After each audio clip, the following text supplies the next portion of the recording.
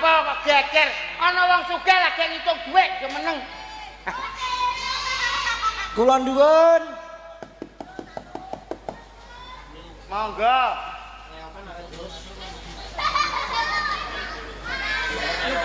Niki daleme Pak Cedong. Alah ana wong melarat kowe. Ngene iki wong ape njaluk.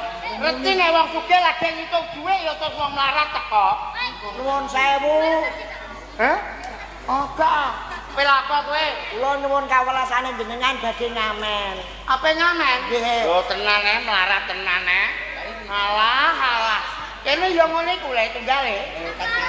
Ah, ora Kula tak ngamen nggih nuwun kawelasane jenengan damel tugas beras.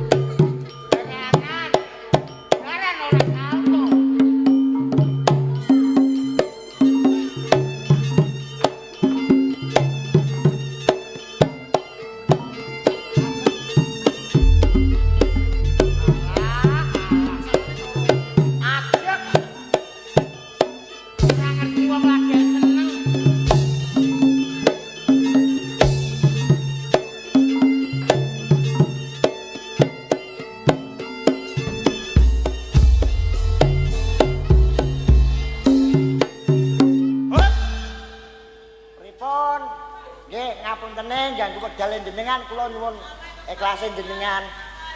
Wah, bos, ngekei maringi 100.000. Sing pol besar. Alhamdulillah. 100.000 matur suwun muga-muga dipan paringi. Piro le? Sehat dhewe. Wis. Sehat keluargane. Ya wis. Dapat munggah kaji. Wis.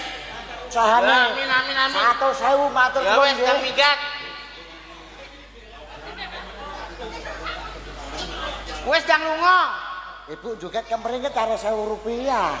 Aku sing ngongkon anak Pak Inji yo, kei 1.000 wae sing pol ngisor muni ngono kok. Sing anak Pak Inji ndi? Sing potongane kaya aku. Wis jang mulai. Matur suwun. Iya. Wong kok pelit tok selawase. Ketang-ketang dikei kurang bersyukur ya Le ya. Wong iku nek iso ora ketang sithik, sing penting disuku. Ngono. Lagek wong ora ngerti wong lagek seneng, lagek ngitung dhuwit delalahe ya wong ngemis teko. Biasa ngono iku Le wong nek ora duwe.